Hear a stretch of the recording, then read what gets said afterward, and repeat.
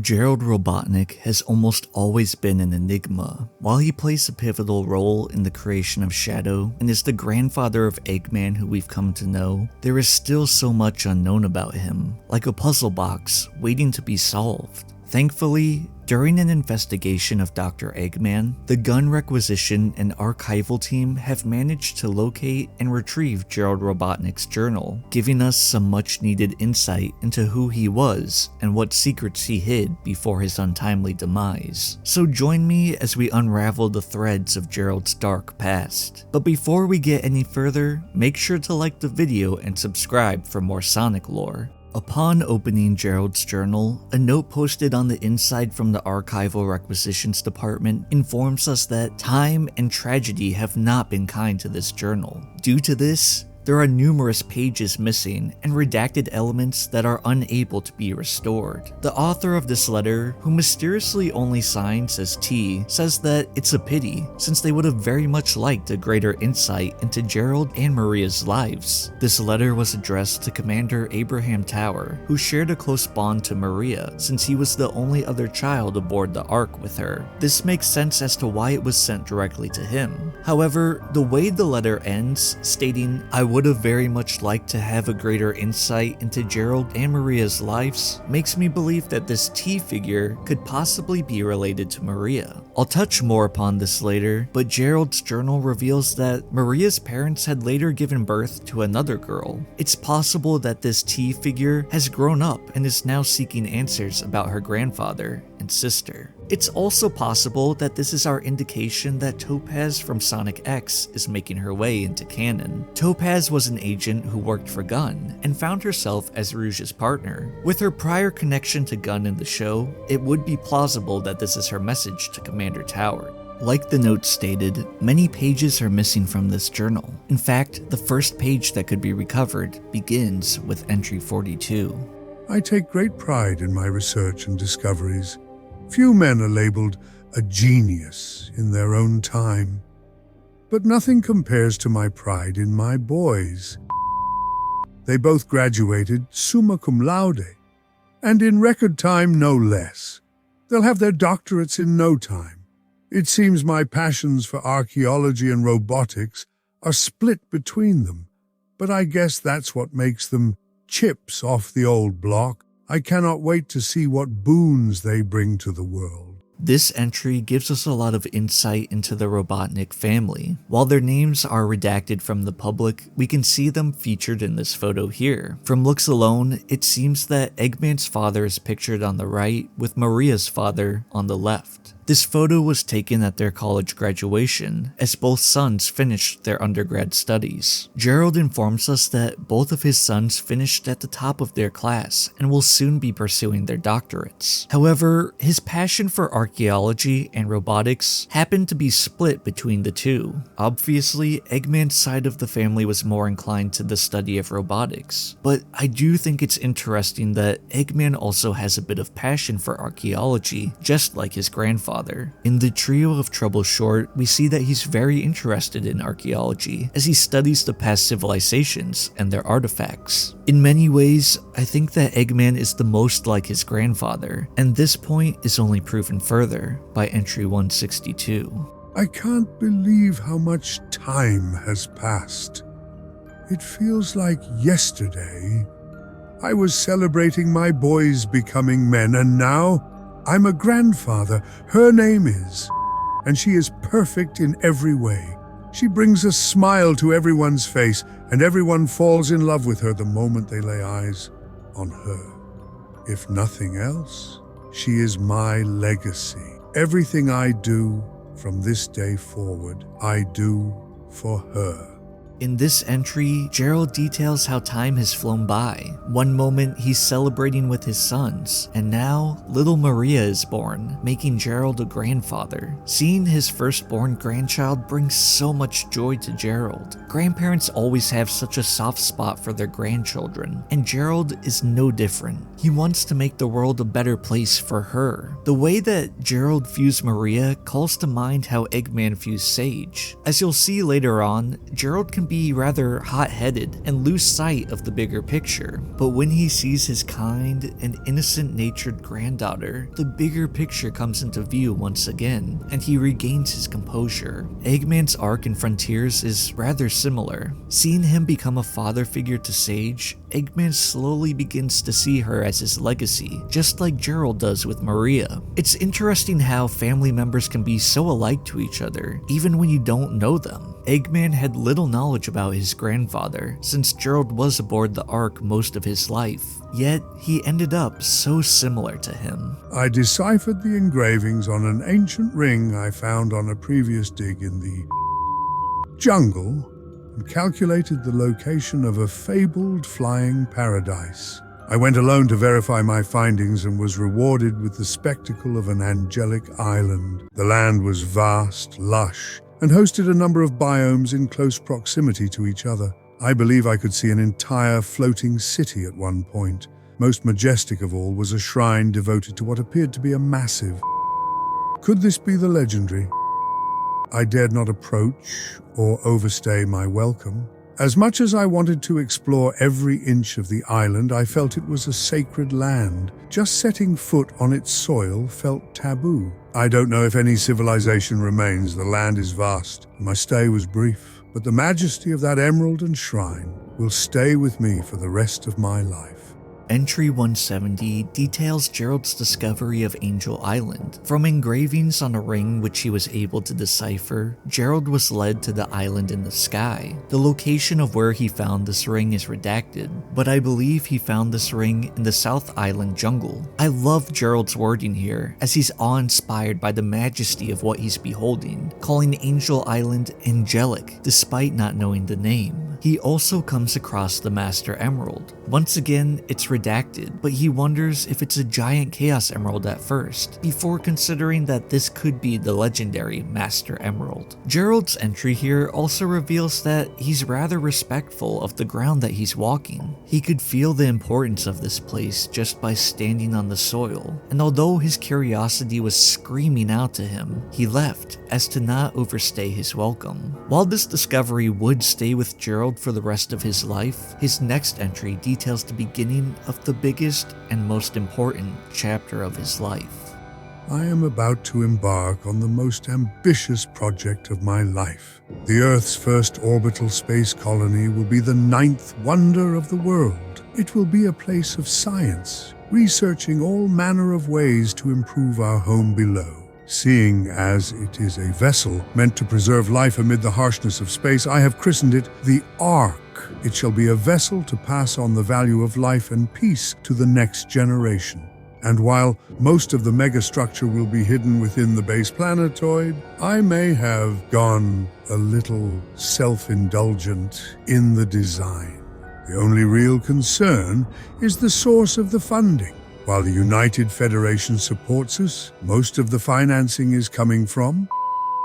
I have no illusions about what they'll want, but I'm building the Ark to preserve life, not end it. While I have my concerns, I am a genius, so I'm sure I'll figure something out when the time comes. Gerald writes that he's begun work on what he believes will become the 9th wonder of the world, mankind's first space colony. To Gerald's belief, this was supposed to be a place where science could blossom and life could be preserved. Because of this, he named it the Ark, after Noah's Ark, which was a boat that preserved life as God flooded the earth. It's funny that Gerald mentions how the design is a bit self-indulgent, seeing as his face is plastered on the bottom half. How he got away with that is still unknown. Gerald mentions that the United Federation, which is the central government on Earth, is backing their scientific endeavor. However, most of the funding is actually sourced from Gunn. This concerns Gerald, as he's aware that despite the scientists' intentions to innovate towards a peaceful future, Gunn will most likely use their influential funding for weapons research. Even with that pressing concern, he has no evidence that this is the case yet, and falls back on his genius intellect as a countermeasure should something nefarious occur. Life and work aboard the Ark has been exciting, for good and for ill. As a positive, we've acquired one of the legendary For our research, they're said to hold unlimited power, and preliminary tests suggest some effect on space-time, bending reality to one's will. Imagine the possibilities. Sadly, is doing just that, but in all the wrong ways. Their desire for weapons research is becoming increasingly overt and decreasingly polite. I used my clout to get a direct line to the president to ask for him to intervene. He said he would, but then asked me for something equally obscene. He wants me to discover a means to immortality. I aim to improve life, not pervert it. Everything gives way to entropy. The concept is laughable, as intangible as a shadow. I refused him outright. In retrospect, perhaps I could have been more diplomatic about it. I find myself on edge. Political pressures aside, I'm told is sick with no clear diagnosis. I wish I could look into it myself, but I'm needed aboard the Ark. Hopefully this will pass, and she'll recover soon. She is too precious to be left to suffer. In entry 389, Gerald mentions that the scientist had obtained one of the legendary Chaos Emeralds. How they came about this is unknown, but it's not too surprising that the greatest minds on the planet could manage to track one down. Gerald confirms here that Gunn is thinking about all the possibilities that open up with access to something as powerful as a Chaos Emerald. It's come to a point where Gerald is nearly being forced to work on weapons. Being backed into a corner, he calls the president of the United Federations in an attempt to get Gunn off his case. Gerald doesn't know it at this point, but this would be the first step towards Project Shadow. With mounting stress, Gerald opens up a bit and mentions how he was alerted that Maria had fallen ill. He states that he personally wants to look into this matter, as he loves his granddaughter dearly, but work is too pressing at the moment and requires him to be aboard the Ark, making visitation a hassle. At this point, both Gerald's work life and personal life are stressing him greatly, but being a genius, he presses on, and as you'll see here in entry 402, he's about to make a huge discovery, for better or for worse. I have uncovered a most interesting specimen from the warehouse. It was first recovered by my son, who became quite the archaeologist. I believe it to be some sort of puppet or robot made by an ancient people. At first I didn't think anything of it, but when I was experimenting on it began to move. This suggests the possibility that even the ancient civilizations could harness the power of When I was researching various papers related to and this robot, I discovered that there was a possibility that this robot was something incredible. I don't want to get ahead of myself, but this robot may be the cause of the destruction of the fourth great civilization. I'm not sure I believe it just yet, though. Maria's father had discovered a Gizoid on one of his archaeological expeditions and stored it away. This had piqued Gerald's curiosity, as he has a love for both machines and history. But nothing special would arise from this machine, until one day, Gerald was experimenting on a Chaos Emerald while next to the Gizoid. This prompted the Gizoid to move, which led to Gerald doing more research about Chaos Emeralds and robots. After much research, Gerald was concerned that this was the machine that had wiped out the fourth great civilization, and in his next entry, his fears were realized all too soon. I am no longer able to ignore the possibility that this robot did in fact destroy the fourth great civilization. I have discovered a stone tablet that explains as much. According to the tablet, when the figure falls from the heavens and the stone of the gods is joined, all that exists will become one again. Though it is difficult to believe, this robot has been watching my movements and mimicking all that I do. I was amazed by my scans of this being. Surprisingly, reams and reams of data scrolled and caused my most powerful computer to crash. More intriguing was that the data was all about melee combat and weapons of that age. Eventually, if this being is ever restored to its former state, it will put all that data to use and recreate all the weaponry and combat abilities that it once had. And that's not all. If my guesses are correct, it will also have the ability to absorb modern weaponry as well. What have I done? I have uncovered a horrible weapon. Learning that this robot was most likely the cause of the Fourth Great Civilization's decimation rightfully horrified Gerald. The capability to destroy an entire civilization is sitting in his lab, watching his every move. But more likely, what worries Gerald the most is this machine falling into the wrong hands. And as you're about to see, things are only going to get worse for poor Gerald. It has been a trying time, to say the least. Was diagnosed with neuroimmunodeficiency syndrome. There is no cure, yet. I pulled some strings and had her brought aboard the Ark for treatment and assessment. The low-gravity environment should help keep her symptoms manageable. Her family has been less than enthusiastic with my decision. Despite everything, she remains the most positive person in the room. Most of the staff here left their families back on Earth, so I worried she'd feel lonely. Instead, she's become the adoptive daughter of every researcher on the Ark. Moreover, she's become like a big sister to little the Ark's happy little accident over the past few years. The President keeps prompting me with his request to unlock the mysteries of life. Perhaps with his funding and clout, I can find a means to cure while chasing that shadow. In his latest entry, Gerald discovers that Maria has neuroimmunodeficiency syndrome, which at this time has no cure. He mentions that he was able to pull some strings to bring Maria aboard the Ark for treatment. This is interesting because Gerald states that his family isn't happy about his decision. This leads me to assume that Maria had been spending some time living in the hospital, and when Gerald caught wind of this, he contacted government officials to have her brought on board the Ark, on the basis that this could be a scientific endeavor to find a cure for this disease. I don't think that Gerald talked with his son or daughter-in-law about this decision. I believe that Gerald thought he knew best and wanted to give her cutting-edge treatment. He did state in entry 162 that everything he does will be for her. If this is the case, this is an ethical dilemma that could possibly have implications on his relationship with his family further down the line. This is something that his journal really sheds light on. Gerald is a seemingly good guy with well-mannered intentions, but at the end of the day, he's human, and he makes a ton of mistakes like all of us. The next interesting tidbit that Gerald mentions is that Maria had become friends with Abraham, whom he calls the Ark's happy little accident. Being aboard a scientific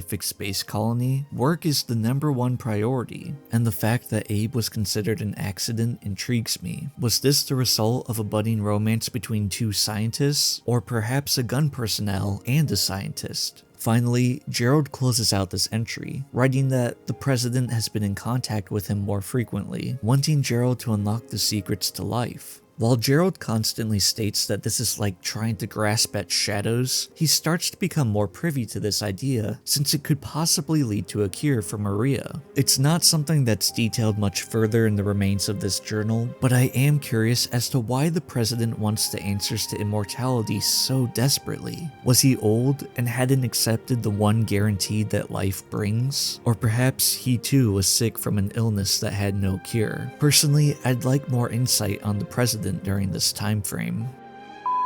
Has dropped all pretense and is demanding weapons research in exchange for continued funding.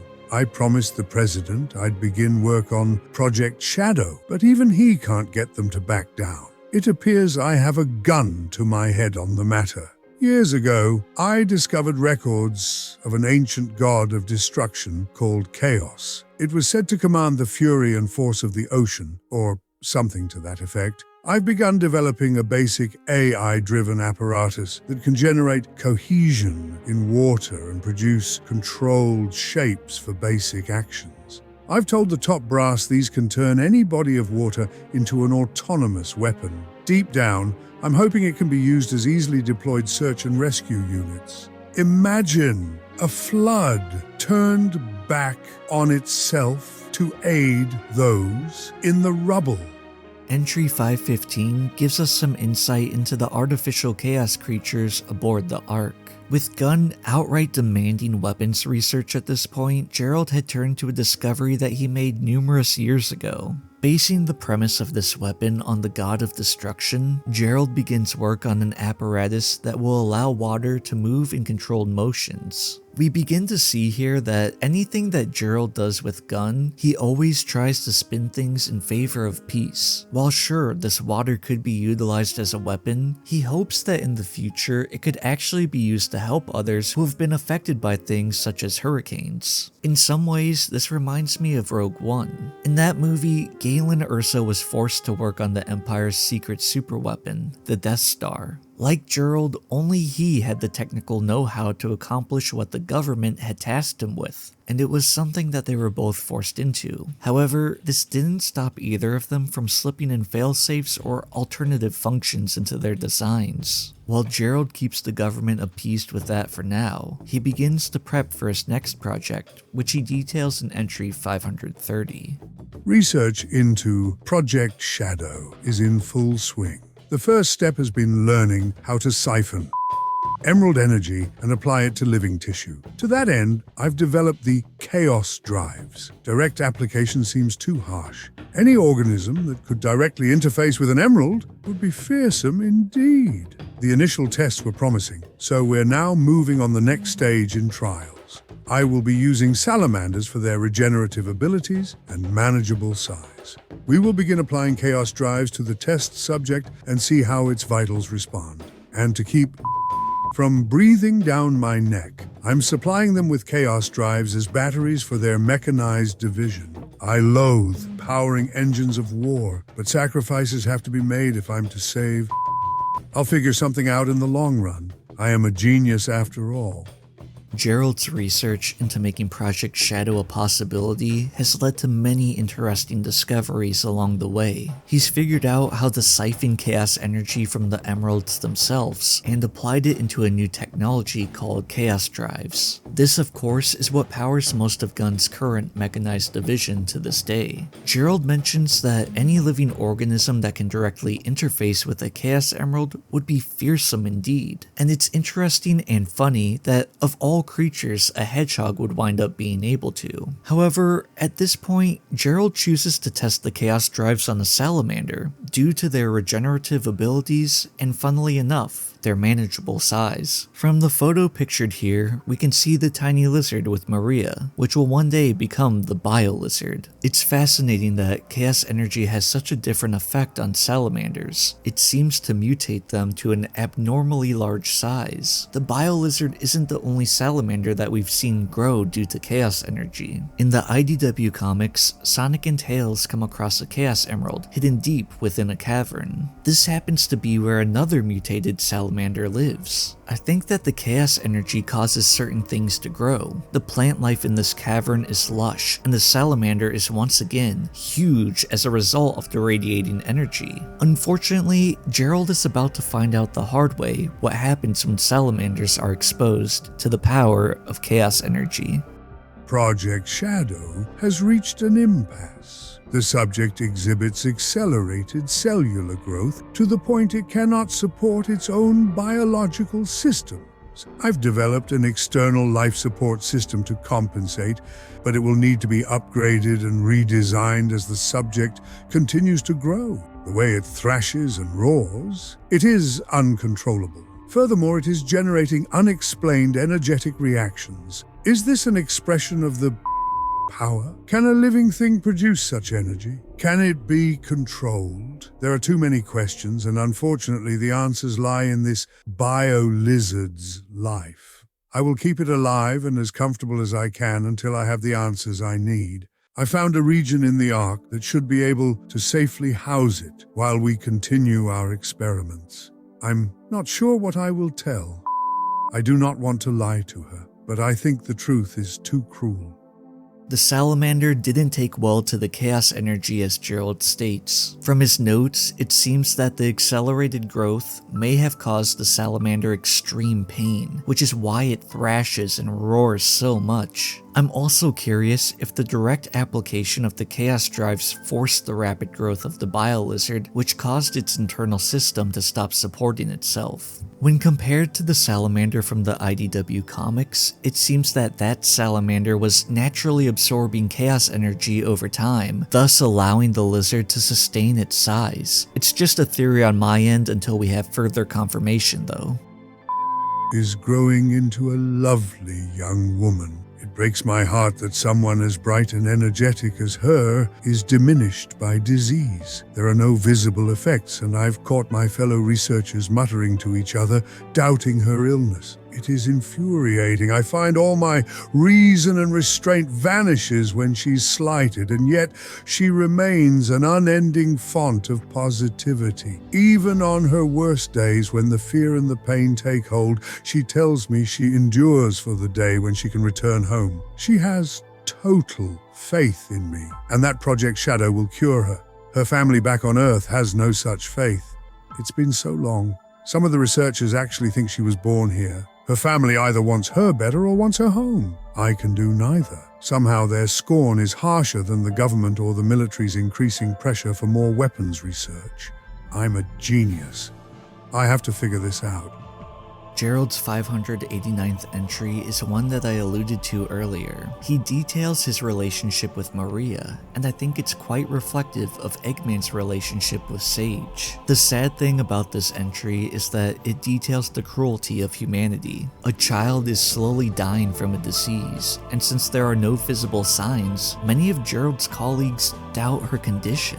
I often think about how we never really know what someone else is going through. Pain, loss, illness. There's so much that someone could be struggling with without showing it. Gerald witnessing this behavior towards Maria is likely the beginning of his distaste towards humanity. Surely Gunn was pushing him towards that direction, but his colleagues making snide remarks towards his granddaughter, his legacy, really set him down that path. I also find it interesting that Maria has been here so long that even some of the newer scientists believe that she was born here like Abe.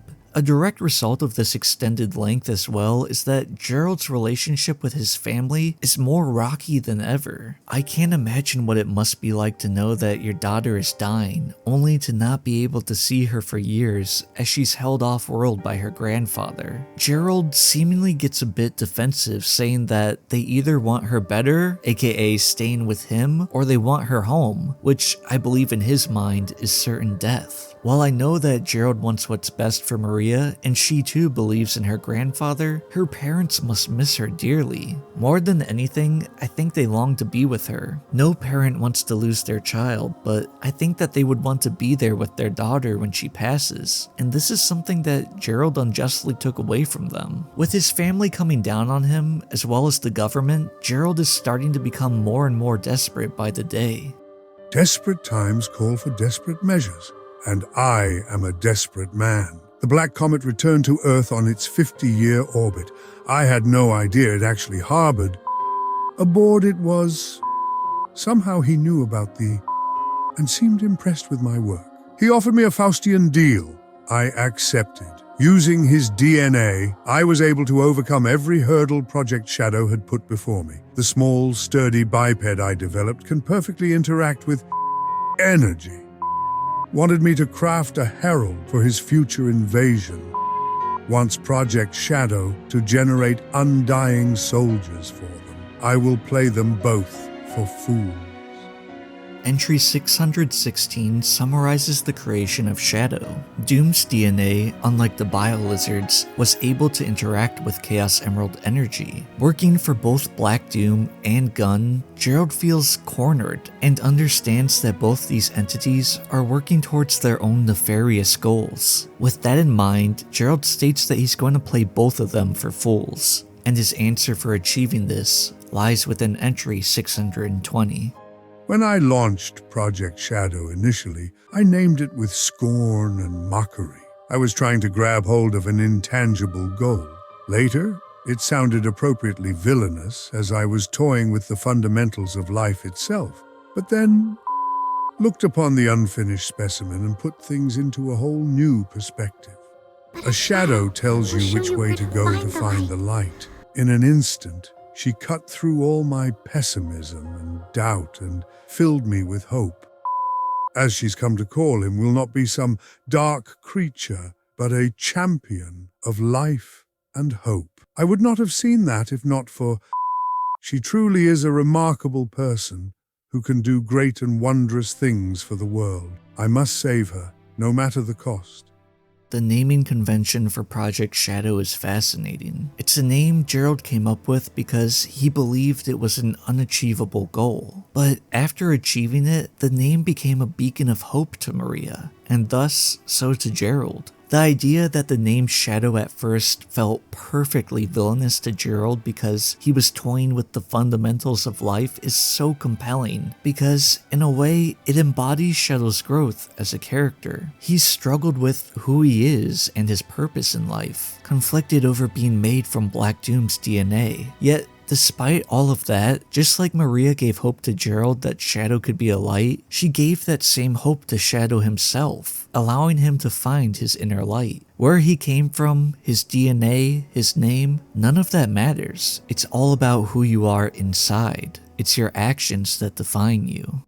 I now understand why this being was named Gizoid. In the ancient tongue, it means everything. According to the stone tablet, if the Gizoid establishes a link with someone, the Gizoid will swear loyalty to that person. Perhaps it still lacks energy, but it has been saying the word link to me in broken tones. It went on to explain, "Show me your true strength, and I shall obey. I am all things, and all shall belong to me." So, as it suggested, I brought it before my collection of model guns and fired them all. Then suddenly it said, "I shall follow your every command and never leave your side." And since then it refuses to listen to anyone but me.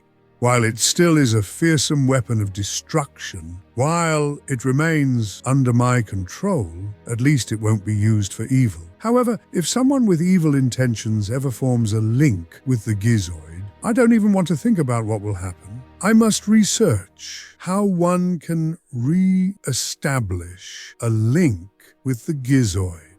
With Project Shadow coming along, Gerald moves his focus elsewhere. Having more time, he studies more into the Gizoid and manages to form a link with it. However, his concern with the Gizoid is growing every day, yet his understanding of the machine is moving at a snail's pace.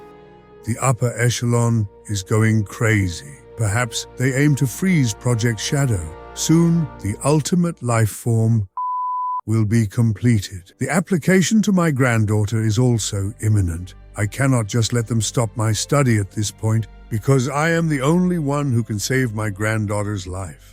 The higher-ups are threatening to shut down this research facility. I had no choice but to hand them the Gizoid to buy more time for my research. I tried to be careful and commanded it to never absorb any dangerous technologies. However, I have heard that the other researchers have been making the Gizoid absorb weapons. Apparently, the way to cause the Gizoid to form a new link is to show it power that surpasses that of its former master. While this poses immense danger, I cannot risk losing. As Project Shadow comes ever so close to finishing, it seems that Gerald is getting increased pressure from his bosses to provide something substantial. Due to this, he's forced to part ways with the Gizoid. To his credit, he tries to command it to only listen to him, in effort to make sure that no one gets hurt. But as he states, the other scientists were rather quick to find a way to make it establish a new link. This again is a morally challenging moment for Gerald. He's faced with either giving a super weapon which has taken out an entire civilization to scientists who may push the machine too far, or withholding that weapon and abandoning any hope of saving his granddaughter's life. The top brass still aren't satisfied. The Gizoid isn't big enough or flashy enough for them. Fine. I've developed a weapon I'm calling the... It taps directly into the Arc's central reactor to produce an unethical degree of firepower. They'll love it. However, to use it on any target on Earth would destroy the world. They'll never be able to fire it. Checkmate. It will, however, be the perfect tool to deal with the... when they return. Eclipse means shadow. This is canon. My gift to him in a battle he never asked for. I'm so sorry.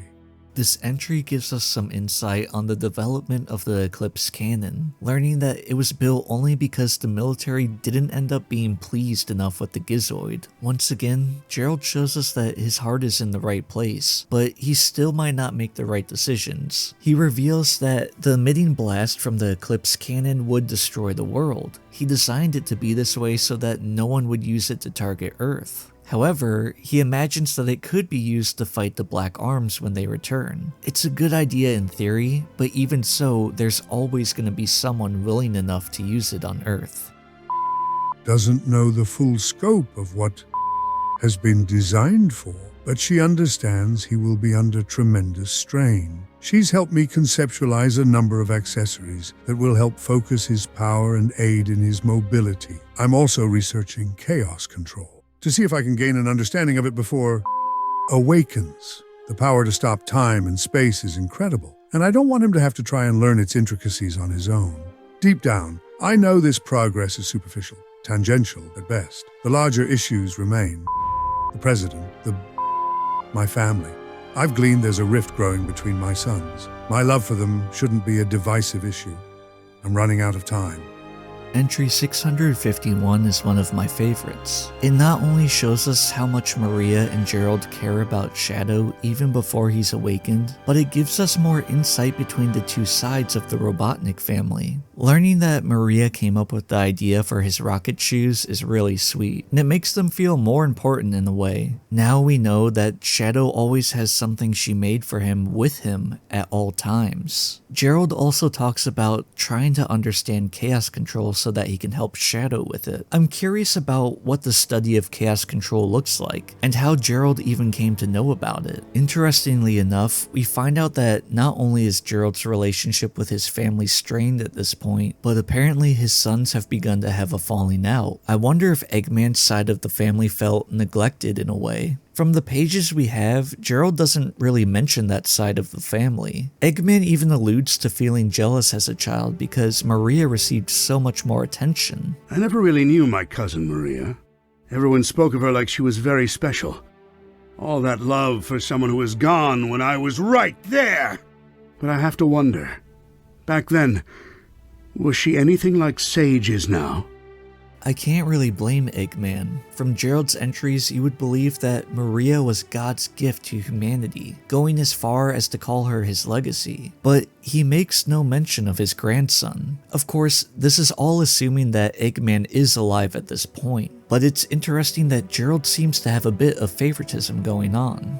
It has been a whirlwind of events as of late. Project Shadow is complete, and has awakened. I pre-programmed a great deal of data into his mind, but his ability to pass it out and apply it to his situation is remarkable. All of his vitals are strong, and there seems to be no signs of instability or mutation. He stands in stark contrast to the monster we have sealed below decks, but all successes of the physical and mental prowess come second to his relationship to I had hoped they'd get along, but it's far better than that. She is his guide to the world, and he is her stalwart companion. Never have I seen such instant, mutual friendship and trust between two beings. I am truly moved. They remind me why I've been working so hard. They bring me hope. Back on Earth, my son and parents have been blessed with another little girl. They've already run tests, and she has none of the genetic markers linked to condition. While this was welcomed news, the unspoken commentary was received loud and clear. I must save. I must get my family back. You are the key to it all. At the beginning of this video, I mentioned that Maria has a sister, and this entry finally reveals that to us. Not a lot is known about Maria's sister, which leads me to believe that she could possibly be this mysterious T character, and I think it's fair to say that in the future, we might be seeing her. I have to wonder as well if Maria's parents tried having another child because of how long Gerald has kept Maria away from them. This is the last happy entry we get from Gerald. He's pleased that Maria and Shadow have become friends so fast, and he's hopeful in restoring unity in his family. But very soon, everything is about to fall apart.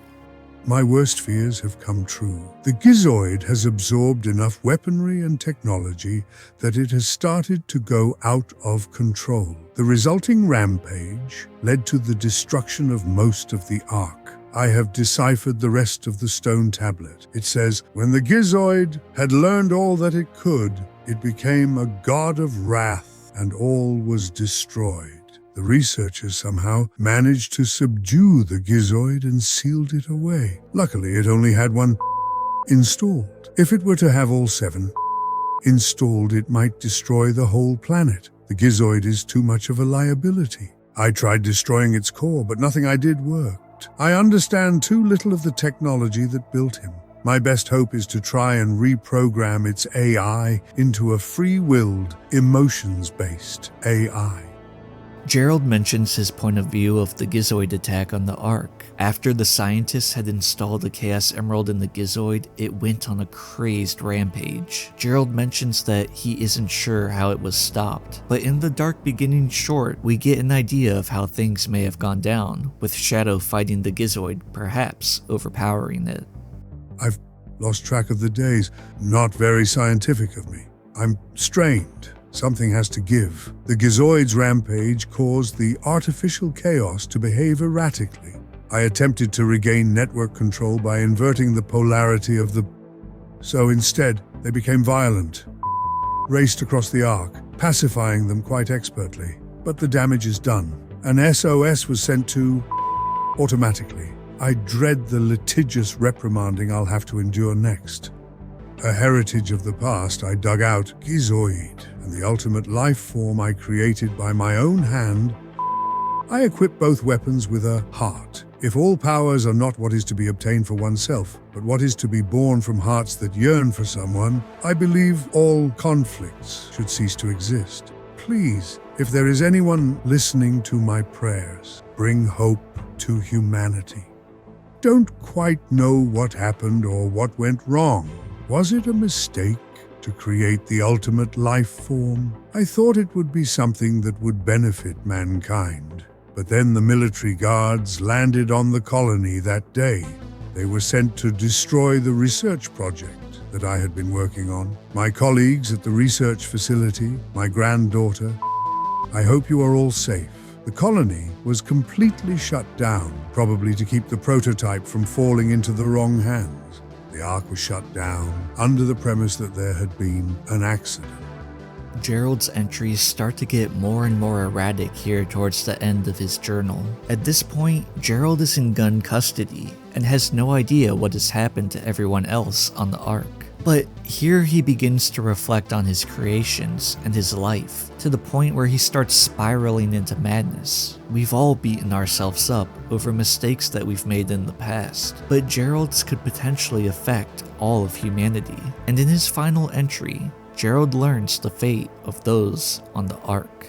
I found name among those who died when the Ark was shut down. She meant everything to me. And I couldn't bear the thought that she died because of my research. I lost everything. I had nothing more to live for. I went insane. All I could think about was to avenge her somehow, some way.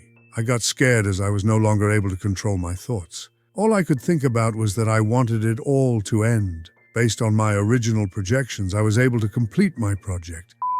I designed its mind to be perfect, pure. I will leave everything to him. If you wish, release and awaken it to the world. If you wish to fill the world with destruction. After finding Maria and many of his colleagues had been killed aboard the Ark, Gerald, who had once championed life above all else, has now come to the point where he doesn't care if Shadow unleashes wrath upon the world. Gerald's journal is so eye-opening to who he was, not only as a scientist, but as a father and grandfather. It's a tragic tale of someone who, by all means, wants to do what is right, but external pressures eventually get the better of him, leading to some unwise decisions. That's all I have for you guys right now. Let me know what you thought about Gerald's journal in the comments below, and what secret of his you found the most interesting. Don't forget to like and subscribe if you enjoy the content and you would like to see more. And as always, I wish you all the best. Take care. Peace.